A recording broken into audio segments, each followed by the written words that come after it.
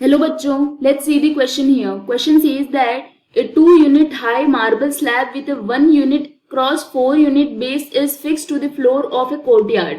Find the surface area of marble which is visible. We will start the solution here.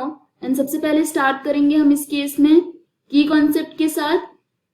For this case, key concept will be as it is said that we have a marble slab and it is kept on a courtyard floor. So as a result यहाँ पे क्या होगा, जो base होगा वो visible नहीं होगा. सो this will be the structure here. And यहाँ पे ये जो बॉटम में है एरिया जो पर्पल से हमने यहाँ पे मार्क किया है, सो this will not be visible. So this is not visible and हमें फाइंड आउट करना है surface area of marble which is visible. So for this case we can say that number of sides which are visible in this case, so visible sides of slab ये हो जाएगा equal to 5 in this case.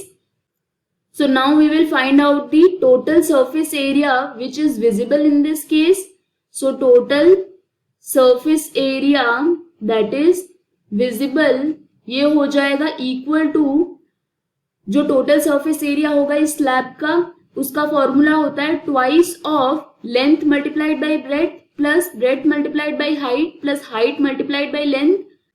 इसमें से हम minus कर देंगे वो area जो विजिबल नहीं है, that means area that is not visible. अब हम यहाँ पे नोट डाउन करते हैं जो गिवन डेटा है. इस केस के लिए जो लेंथ गिवन है वो है 1 यूनिट एंड ब्रेथ यहाँ पे गिवन है 4 unit. So here breadth is 4 unit. Height for this case, this is given as height here, ये है 2 unit. So as we can see, यहाँ पे ये जो distance है ये हो जाएगी height. Here we have length and this is breadth here. So for this case, यहाँ पे जो फॉर्मूला में values put करेंगे ये हो जाएगा twice of length multiplied by breadth, that is 1 multiplied by 4 plus 4 multiplied by 2 plus 2 multiplied by 1.